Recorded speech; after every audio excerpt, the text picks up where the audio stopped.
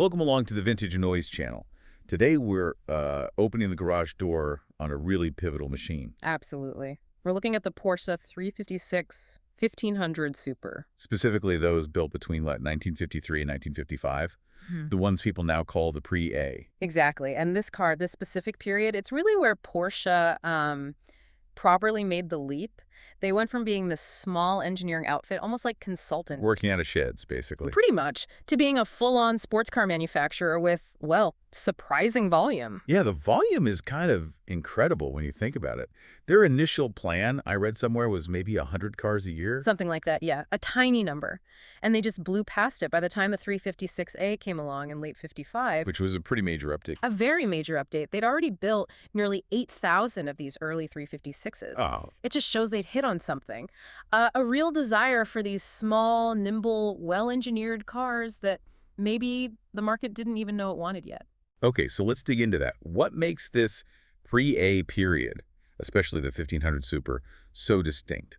We want to look at, the unique features, the styling, and how they kept squeezing more power out of it. Well, first off, that name Pre-A, it wasn't something Porsche ever called them at the time. Right, it's a collector's term, isn't it? Came later. Exactly. It's purely retrospective. Historians, enthusiasts, they needed a way to talk about these earlier cars, the coupes, the cabriolets, even the very first speedsters from 54. To separate them from the 356A that launched the Frankfurt show in 55. Yeah. Because that A model was quite different. It really was, yes. So Pre-A became the shorthand for everything before that big changeover. So if I'm looking at an early 356, how do I spot a Pre-A versus an A? What's the giveaway? Visually, the most defining thing, I think, is the rear end. Look at the wheel arches on the back fenders. Right. The Pre-A cars have this wider, sort of more flowing arch. It covers more of the top of the tire. It looks quite graceful, actually. And the A models were tighter. Yeah, they tuck them in a bit more. It's subtle, but once you see it, that rear fender treatment really screams Pre-A. Got it. Okay, let's shift gears to the engine, the heart of the thing. It famously started with, modified VW components, right? Fundamentally, yes. The early DNA was definitely Volkswagen, but the story of the Pre-A engine is one of constant evolution, pushing that flat four design further and further. So where did it start, and how did we get to the 1500 Super? Well, the original was a tiny 1.1 liter. Believe it or not, you could still get that engine up until 1954. Really? Yeah. But things started getting serious late in 51. They increased the bore, pushing it out to 1286 cc. That gave it about 45 horsepower. Okay, a decent step up. A decent step, but the big move came in 52 with the 1500. That's 1488 cc, so 1.5 liters, basically. And getting there wasn't just about bigger pistons, was it? No, that was the challenge. They needed more stroke as well. And to do that reliably, they actually had to bring in an outside specialist. Yeah, Hirth, the crankshaft manufacturer, they helped develop a stronger crank assembly to handle the increased forces of that longer stroke. The standard 1500 then made 55 horsepower. But we're focused on the Super. The 1500 Super Pre-A, that one really turned up the wick. It absolutely did. You're talking 70 brake horsepower at 5,000 RPM. And decent torque, too, about 75 foot-pounds. That was serious performance for the day. How did they find that extra power? Another 15 horses is quite a jump from the standard 1500. That was Porsche's competition department getting involved. They basically took the standard 1500 and gave it a racing tune for the road. You mean what exactly? Primarily hotter camshafts. So the profile of the cam lobes was more aggressive. It held the valves open longer and lifted them higher. Letting the engine breathe more freely at higher res. Exactly. It shifts the power band up, makes the engine feel much peakier, much more eager to rev compared to the standard tune. And they paired those cams with bigger carburetors, often Solex 40 PIIs, I think. Right, you got to get more fuel and air in to make use of that better breathing. Precisely. More air, more fuel, more bang. And the result was pretty impressive performance for the early 1950s, right? Oh, yeah. 0 to 60 miles per hour in around 9.3 seconds. That's quick even now. It is. And a top speed just shy of 100 mile per hour, about 99. Remember, your average family car back then might have taken, well, maybe 20 seconds to get to 60. So this thing was properly fast. A real sports car. Absolutely. Competitive with anything coming out of Britain or Italy at the time. But, and this is interesting, that successful 1500 engine, It was kind of the end of the line for that particular design, wasn't it? In a way, yes. That 1.5-liter capacity the 1488cc achieved with that 80-millimeter bore and 74-millimeter stroke, Hmm. that was pushing the limits of what the original Volkswagen engine case could reliably handle. Why? What was the limiting factor? Well, you're dealing with an aluminum engine case designed for, much lower outputs. When you start putting in bigger pistons, running higher compression, spinning it faster to get that 70 horsepower, you introduce a lot of stress. Especially around the cylinder bases. Exactly. And thermal loads, too. It just wasn't designed for that kind of sustained high performance. Dr. Ernst Fuhrman, the chief engineer, he knew they couldn't just keep tweaking this VW-based architecture indefinitely. Not if they wanted significantly more power, reliably. So the success of the 1500 Super, ironically, forced Porsche's hand. It made them realize they had to design their own engine from the ground up. That's a great way to put it. The need to get beyond 1.5 liters, beyond that 70-ish horsepower ceiling reliably, led directly to the development of a completely new, bespoke Porsche racing engine. The famous four-cam engine. The four-cam, yes. Which, of course, got the name Carrera, Spanish for race. So yeah, the 1500 Super hitting its limit was the catalyst for Porsche becoming truly independent in its engine design. That's fascinating. But it wasn't just the engine evolving rapidly during the pre-A years.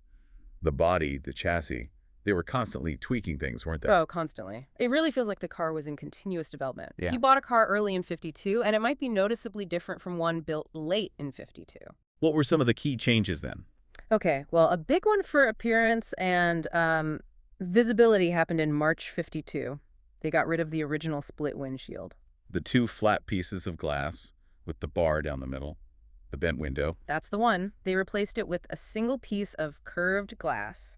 Instantly made the car look more modern, smoother, and better to see out of, obviously. And the bumpers changed too, right? They weren't always separate pieces. Good point. No, initially they were sort of molded into the bodywork, looked clean, but... Nightmare to fix if you had a bump. Exactly. Expensive and difficult.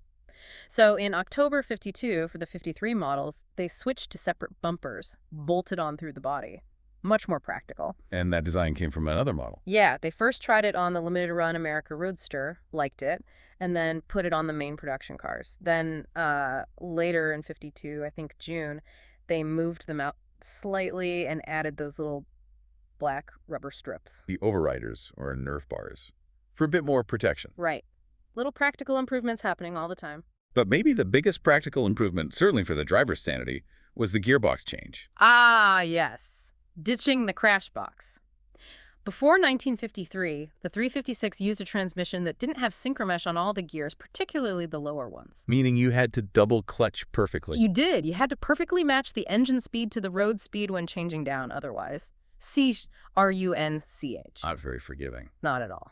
So in 1953, they introduced a new, fully synchronized transmission, made the car infinitely easier and more pleasant to drive, especially in traffic. Huge difference. And there were other things too, interior tweaks, different wheels. Yeah, the interior got updates, materials changed, and wider, lighter wheels came along in April 52 as well. It just never stood still. Now, a lot of this development, especially the move to the more powerful 1500 engine, seems tied to the American market. Hugely important. The U.S. was critical. That bigger engine made the 356 much more suitable for American roads, longer distances, higher average speeds. And the importer, Max Hoffman, was brilliant at selling them. He really understood the American buyer. He did. And the cars were already getting a following, especially with amateur racers on the West Coast. They loved the handling, the reliability. But Hoffman saw an even bigger opportunity. He thought the standard car was maybe a bit too expensive. Too plush compared to the British sports car. Exactly. He saw the MGs, the Triumphs coming in, relatively cheap and cheerful, and the Corvette was just arriving too. He felt Porsche needed something more basic, more raw, and crucially cheaper to compete head-on. So he basically went to Porsche and said, build me a stripped-down 356. Pretty much. He pushed for a minimalist version, less weight, less equipment, less cost, a pure sports car for the American enthusiast. And Porsche listened. And the result was? The result was an icon. The Speedster. Ah, the Speedster. Tell us about that. It sounds basic, but it became legendary. It was genius, really. They took a standard cabriolet body, chopped the windshield down low, you could even remove it for racing, stripped out the interior, minimal trim, rudimentary side screens instead of wind-up windows. No proper roof, just a basic cover. Yeah. Right. All about saving weight and cost. And it worked. It came in at a much lower price point. And people loved it. Instantly. It was a huge hit in the showrooms, and because it was lighter, it was even better on the track, especially with that 1500 Super engine. It just dominated SCCA club racing for So years. pulling this all together, the 356 1500 Super Prix from 53 to 55, it really captures Porsche right at this pivotal moment. It absolutely does.